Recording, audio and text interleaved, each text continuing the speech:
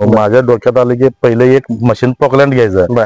गावात अशी चर्चा होती की पहिलं पोकलँड घेत असताना एवढी मोठी मोठी लोक आहेत घेत नाहीत, ह्याच्या हातनं काय ती जमणार ह्या मूर्ती उभारण्यासाठीचा आतापर्यंत खर्च कितपत आला आणि ह्याचं जो संपूर्ण पायामध्ये चप्पल घालायचं नाही असं काहीतरी पण केलं म्हणजे माणसाला कसं आहे काळजीपूर्वक समजा पायात चप्पल झालं आपल्याला खडा उचला की लक्षात येतोय कशामुळे खडा उचलाय किंवा काटा टोचला की बंद केलं की मूर्ती पूर्ण होऊन कार्यक्रम झाल्याशिवाय चप्पल पायात घालायचं नाही. त्याचे पाणी त्या दोन्ही माकडाने पाणी करून गेले आणि त्या दिवशी मंगळवारी मग आम्ही पाड सोडायला सुरुवात केली. त्याला जर गेलं खरोखरच देव आहे या जगात. 35 रुपये पण मी काम केले. माझं नाव नाही, माझं काय फक्त नाव नाही, फक्त आपला देव सलगर मध्ये हनुमान या नावानं आपलं गाव आता ओळखलं जातं. जगद्गुरु सलगर मध्ये कमीत कमी 40 ते 50 वर्ष झाले आलेच नाहीत. असं सगळ्या 5 दिवसामध्ये किती भाविक येतील असं काय अंदाज? माझा एक अंदाज आहे. प्रत्येक बातमीतील घटनेच्या वास्तविकतेची तुलना थेट पाहत रहा सांगली अपडेट. नमस्कार, आज आपण सलगरे येथे उपस्थित आहोत. मिरज पूर्व भागातील सांगली जिल्ह्यातील सलगरे हे गाव. एका हनुमान भक्ताने स्वतःच्या खर्चाने भव्य 55 फुटाची भव्य मूर्ती उभारली. ही मूर्ती का उभारली, या मागचं कारण काय आणि इतकी मोठी मूर्ती उभारत असताना याचं संपूर्ण नियोजन कशा पद्धतीने केलंय हे आज आपण हे संपूर्ण कार्यक्रमाचं आयोजन करणारे सुरेश हारगे यांच्याकडून जाणून घेणार आहोत. सर्वप्रथम सुरेश साहेब, या संपूर्ण कार्यक्रमाचं नियोजन कशा पद्धतीने केलेलं आहे या संदर्भात थोडंसं सांगा. नियोजन 10 तारखेपासून कार्यक्रम चालू होणार. 10 तारखेला आपल्या टोटली 10 मूर्त्या आहेत, लहान मूर्त्या. 10 मूर्त्यांचं म्हणजे भव्य मिरवणूक होणार. सगळे महिला कलश घेऊन. त्याच्यानंतर 10 मूर्तीचं परत आपलं हे रथ घोड असं सगळेजण महिलांना कलश घेऊन डोक्यावरती महाराज लोक असणार आहेत. असं सगळ्यांचं पहिल्यांदा पहिल्या दिवशी 10 तारखेला भव्य मिरवणूक होणार. बरं, आता ही मूर्ती उभा करत असताना आपल्याला हनुमंतरायाचीच मूर्ती उभा करावी असं का वाटलं? हे संपूर्ण हे नियोजन का केले, म्हणजे नेमकं कारण काय या मागचं? या मागचं कारण म्हणजे पहिले आपली काहीच परिस्थिती नव्हती. जमीन बिमीन भरपूर होतं, सगळं होतं, पण त्या मानव उत्पन्न नव्हतं. उत्पन्नाचा सोर्स नव्हतं. जमीन त्यांनी भरपूर होतं पण उत्पन्नाचं काय सोर्स नव्हतं. मग माझ्या डोक्यात आलं की पहिलं एक मशीन पोकलँड घ्यायचं. गावात अशी चर्चा होती की पहिलं पोकलँड घेत असताना एवढी मोठी मोठी लोक आहेत घेत नाहीत, ह्याच्या हातनं काय ती जमणार नाही किंवा असं ही असं चर्चा झाली. चर्चा झाल्यानंतर मी बजरंग बलीवर विश्वास ठेवलो. बजरंग बली म्हटलं तुमच्या हातात एक मी मशीन घेणार. त्यांनी मला त्यावेळेला कौल पण दिला तसा घ्या आणि असं मनाला खात्री झाली. त्यानंतर ते मशीन घेतलं. मग मशीन घेत असताना माझी एकच इच्छा होती की माझ्या 2 मशन्या व्हाव्या. 2 मशन्या झाल्या की मी 55 फुटी मूर्ती उभा करतो असं मी स्पष्ट बोललेलं देवाला. त्यानंतर 2 मशन्या झाल्यानंतर ते काय माझ्या हातनं घडी नाही. परत असंच मशन्या वाढवत वाढवत चला धंदा वाढायला लागला, मशन्या वाढायला लागल्या. परत असं सगळं रुटीन बसलं. पण ते देवाकडे माझं दुर्लक्ष झालं. म्हणजे देव द्यायला पण ते मला कळे नाही. मग त्याच्यानंतर माझं काय आर्थिक नुकसान व्हायला माझ्या लक्षात यायला लागलं हळूहळू. नुकसान होताना मग मी निर्णय घेतला की आता आपण जे बोललंय ते पण पूर्णच करायचं. मग त्याच्यानंतर आम्ही राजस्थानला दगडीमध्ये उभा करायचं म्हणून आम्ही राजस्थानला गौशीद महाराजांना घेऊन राजस्थानला गेलो, मित्रांना त्यांना सगळ्यांना घेऊन.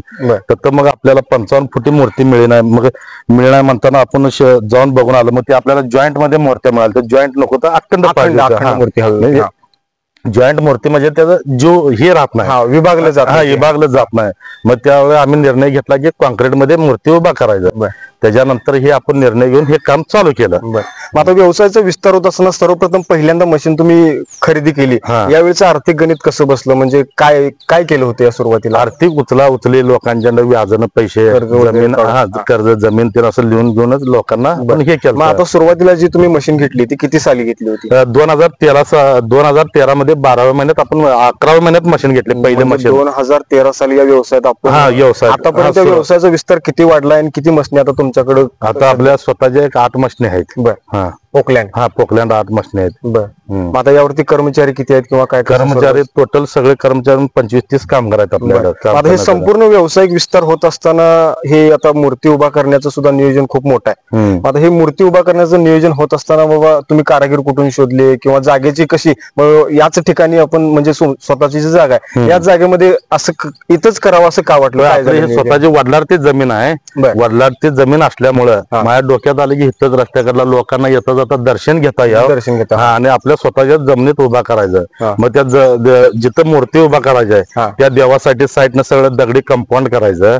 परत म्हणजे तिथं कुठलाही वहिवाट म्हणजे मूर्ती देवासाठी म्हणजे देवासाठी जमीन ठेवायचं असं डोक्यात घेऊन त्यावेळेला केलेलं आहे. मग आता हे जे संपूर्ण क्षेत्र आहे, हे संपूर्ण हनुमान रायाची मूर्ती किंवा इतर काही गोष्टींसाठी किती एकंदरीत क्षेत्र आपण आता ह्या गोष्टीसाठी वापरलेलं आहे? एक 25 गुंठे हे क्षेत्र वापरण्यात आलंय आता. मग आता हे होत असताना ह्या मूर्तीचं म्हणजे उभा करत असताना सुद्धा अनेक अडचणी आल्या असतील नक्कीच. म्हणजे 55 फुटाची मूर्ती म्हणजे भव्य स्वरूप आहे. माझ्या माहितीप्रमाणे सांगली जिल्ह्यामध्ये हनुमानरायाची इतक्या मोठ्या प्रमाणात मूर्ती असणार हे सलगर एकमेव ठिकाण आहे. मग हे संपूर्ण मोठ्या प्रमाणात मूर्ती उभा करत असताना अडचणी काय आल्या किंवा या संदर्भात आर्थिक अडचणी पण आले, त्यातनंच आपण ते मार्ग काढत काम चालूच ठेवलं. काम चालू ठेवल्यापासून आता येणाऱ्या डिसेंबरला आपण तसं ते चालू करायचं होतं. आता हे गणपती आपला परवा अनंत चतुर्थी झाला, त्याचा 3रा वर्ष लागला. आपण गेल्या डिसेंबरला काम चालू होतं, 1 वर्षात काम पूर्ण झालं. आता येणाऱ्या डिसेंबरला 2 वर्ष पूर्ण होते या कालावधीला.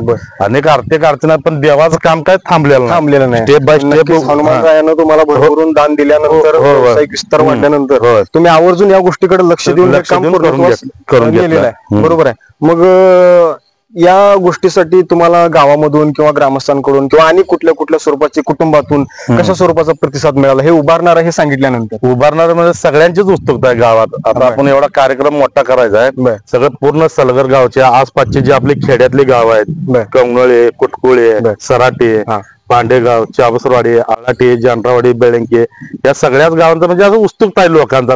कोणी म्हणजे असं नाराज किंवा राजकीय वातावरण काही नाही, राजकीय नाही, कार्यक्रम धार्मिक कार्याची उत्सुकता नक्कीच. बरोबर आहे. प्राणप्रतिष्ठापना कोणाच्या हस्ते होणार आहे हे सगळं नियोजन कसं असणार? हे आपले हे मूर्तीचे प्राण आपले उज्जैनचे जगद्गुरू आहेत आपले, त्यांच्या हस्ते प्राणप्रतिष्ठा होणार आहेत. त्याच्यानंतर हेलिकॉप्टरनं करायचं आहे. बरोबर आहे. मग हे संपूर्ण इतर काय हनुमानरायाच्या मूर्तीसोबत इतर काही मूर्त्या तुम्ही समोर बसवल्यात असं आम्हाला समजलं, याविषयी थोडस जरा माहिती सांगा. ते आपण फक्त पहिल्यांदा हनुमंताचीच मूर्ती करायची ठरली होती. त्याच्यानंतर आपल्या गावात सलगर मध्ये गणपतीचं मंदिर नव्हतं. बरोबर आहे. मग त्यानंतर एक गणपतीचं मंदिर साईडला घ्यायचं ठरलं. त्यानंतर गणपतीचं मंदिर घेत असताना परत स्वामी समर्थ, दत्तांचं, रेणुकाचं, शिवलिंगाची पिंड, असं म्हणजे सगळे मिळून एक नंदी, असं एक 10 मूर्तीचं परत नियोजन वाढवलं. पहिल्यांदा सुरुवातीला होतं ते हनुमान मूर्तीचं होतं, परत आपण त्या 10 मूर्तीचं परत नियोजन केलं. मग आता हे संपूर्ण काम करत असताना नक्कीच भरपूर तुम्हाला एक मानसिक त्रास असेल, आर्थिक त्रास झाला असेल. ह्या मूर्ती उभारण्यासाठीचा आतापर्यंतचा खर्च कितपत आला आणि ह्याचा जो संपूर्ण निधी आहे हे कशा प्रकारचं तुम्ही आतापर्यंत एक टोटली आता 1.25 ते 1.5 कोटी रुपयांपर्यंत म्हणजे एक अंदाजे खर्च आला आहे. पण आर्थिक अडचण काय एवढी मला ह्या देवाचं काम करत असताना एवढी काय जास्त आर्थिक अडचण टंचन म्हणजे मला जाणवलीच नाही. म्हणजे जाणीवपूर्वक असं कुठले काय अडचण आलेलीच नाही. जसं देवाला मी खर्च करायला तसं माझे पैसे यायलेच चालले, ते कंटिन्यू रनिंग मध्ये चालूच आहे.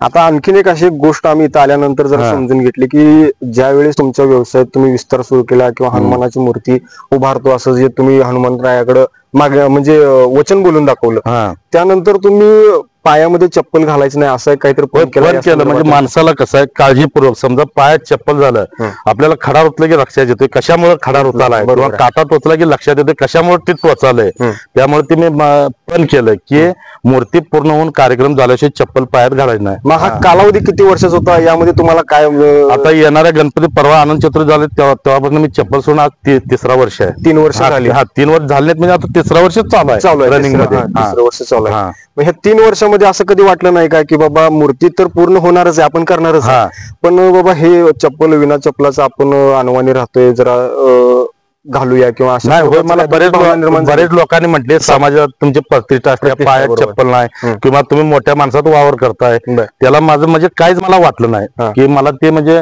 लोक म्हणजे असं खालच्या दर्जावर तुम्हाला ती चप्पल लोकात फिरताना असं काय वाटत नाही. मला ती काय माझ्या डोक्यातच नाही आता मला, म्हणजे त्याची जाणीव देखील नाही किंवा आपण बिगर बनवून चप्पलचं फिरतोय त्याचं काहीच मला म्हणजे फरक नाही.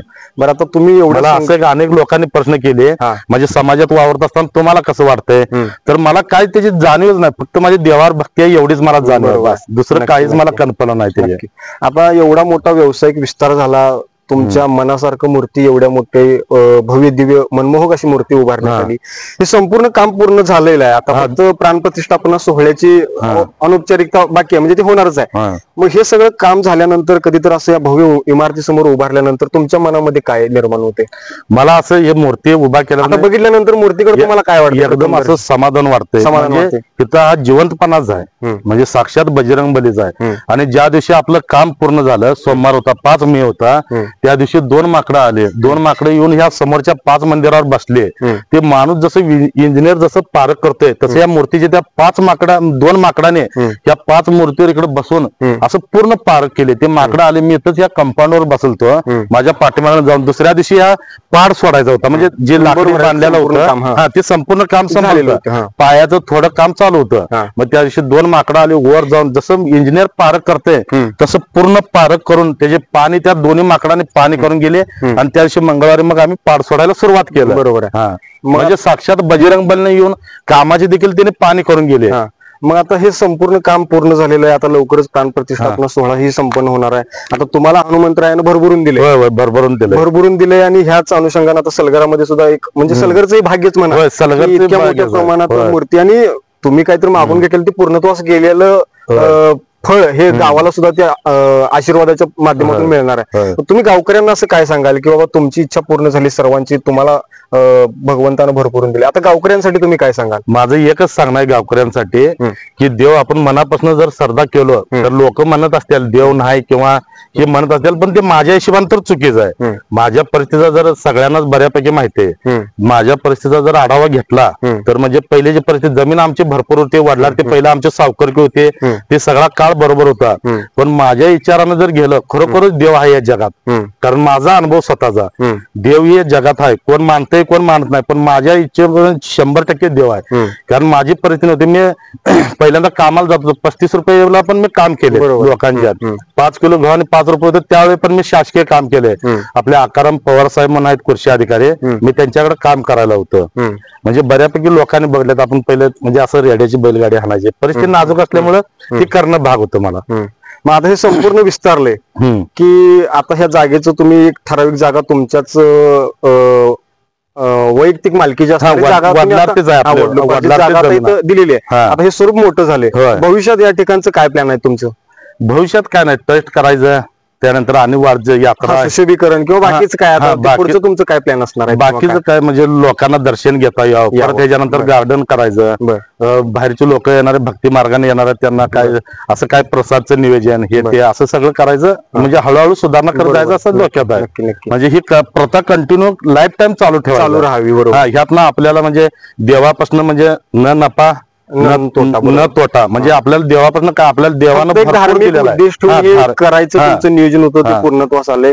आता 10 ऑक्टोबर ते 14 ऑक्टोबर हा भव्य कार्यक्रम आहे. या कार्यक्रमाचं एकंदरीत नियोजन कसं असणार आहे, काय एकंदरीत तुम्ही म्हणजे नियोजन केलेलं आहे? कार्यक्रमाचं फक्त मी एकटा म्हणून असं काय केलं नाही. जे आपल्या गावातले नेते मंडळी आहेत, मित्र मंडळी आहेत, सगळे जे मित्र ते नाहीत ना, सगळ्यांचे म्हणजे इच्छुकता आहे कार्यक्रमामध्ये. बरोबर. म्हणजे सगळ्यांनी मी सांगावं आणि त्यांनी करावं असं काय नाही. ज्याचे त्यांनी विचारतात आपण काय करायचं नियोजन, मला काय सांगताय, किंवा परत प्रसादाचं नियोजन करायचं, प्रत्येकानं इन्व्हॉल्व्ह होऊन सगळ्यांनी म्हणजे हे करायचं. धार्मिक अभिमानाची गोष्ट आहे. सलगरला एवढ्या मोठ्या प्रमाणात म्हणजे इतक्या उंचीची भव्य अशी मूर्ती बघायला मिळणं सुद्धा एक मोठी गोष्ट आहे. माझ्या माहितीप्रमाणे कर्नाटकाच्या सीमा भागात छोटी मूर्ती आहे, आपल्या भागामध्ये एक मोठी मूर्ती उभारतात. सांगली जिल्ह्यात म्हटलं तरी 55 फुटी बजरंग बलीची सलगरमध्ये पहिली मूर्ती आहे. बरोबर आहे. आता सलगरची एक वेगळी ओळख निर्माण होणार आहे आणि हे तुम्ही कुठंतर ते बोलून दाखवलेलं वचन पूर्णत्वास नेल्यामुळेच होणार आहे. सलगरच्या नावामध्ये जरा सुरेश हारगे यांचंही कुठंतर जरा नाव हे वेगळ्या मूर्तीच्या विषयात असू दे किंवा धार्मिक कार्यक्रमांना जोडलं जाणार, ह्याविषयी तुम्ही काय सांगाल? माझं नाव नाही, माझं काय फक्त नाव नाही, फक्त आपला देव सलगरमध्ये हनुमान ह्या नावानं आपलं गाव आता ओळखलं जाणार. बजरंग बली हनुमान ह्या नावानं आपलं आता गाव सलगर ओळखलं जाणार. आता ही मूर्ती उभारत असताना आर्थिक सुद्धा भरपूर खर्च आला. तुम्ही म्हणाला मला काही कमी पडलं नाही, बजरंग बलीनं जसं देत गेले तसं मी करत गेले, तरी सुद्धा इतर काही अडचणी निर्माण होतात की बाबा काम वेळेवर न होणे किंवा निसर्गाचं संकट आहे, असं कधी वाटलं नाही का की बाबा अजून इतक्या तातडीने काही करण्याची गरज नाही, जाऊ दे आणखी कालावधी, असं काय? संकट आले पण ते काम थांबलेलं नाही, काम स्टेप बाय स्टेप होत गेलं. आर्थिक अडचणीचं पण आलतं, पण देवानं कसं दिल तसं मी काम करत गेलो, त्यामुळे काय एवढं जाणीव झालेच नाही.